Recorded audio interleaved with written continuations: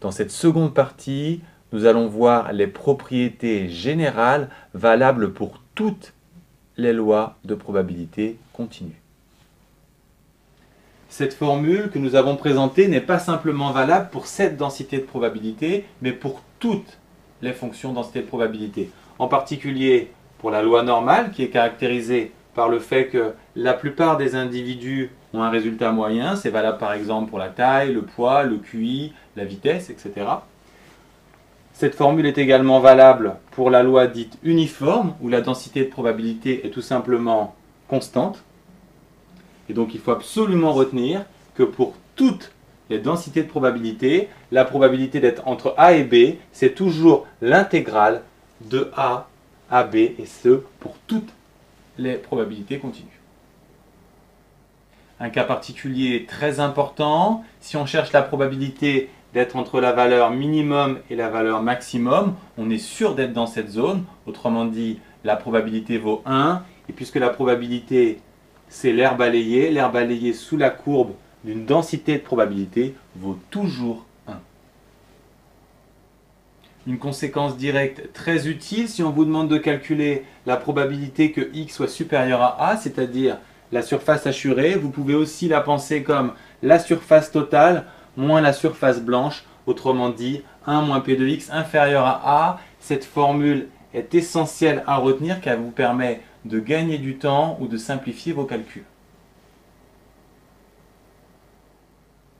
Maintenant, on cherche la probabilité d'obtenir exactement une valeur précise. Prenons un exemple avec une loi normale dont la moyenne vaut 1,70 m. Quelle est la probabilité de faire exactement 1,70 m? Si on applique la formule, on fait l'intégrale de 1,70 m à 1,70 m. Ici, on va l'écrire de façon générale de A à A et on trouve 0. Ça peut paraître choquant, mais ce qu'on cherche, c'est la probabilité de faire 1,70 m avec une infinité de 0.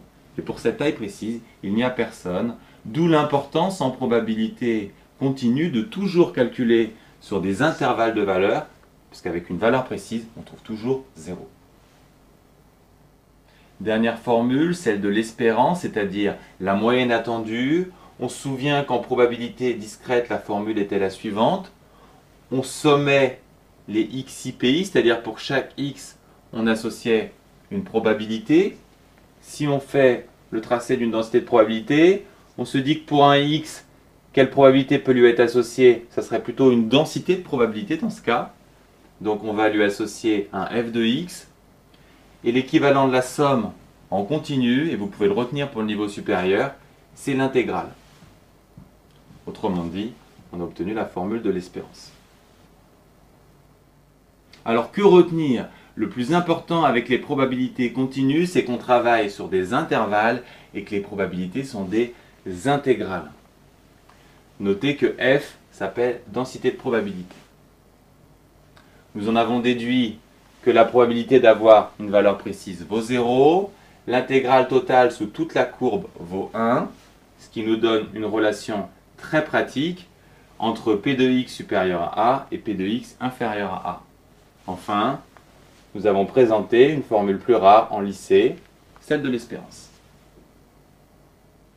Toutes ces formules sont valables pour toutes les densités de probabilité, mais vous en étudierez plus spécifiquement 3. La densité associée à la loi uniforme, celle associée à la loi normale et à la loi exponentielle. Vous avez remarqué qu'il y a de nombreux symboles intégrales, mais rassurez-vous, il y a très peu de calculs de primitifs qui en général sont simples, et la plupart du temps, vous pouvez vous en sortir par des lectures graphiques ou à la calculatrice.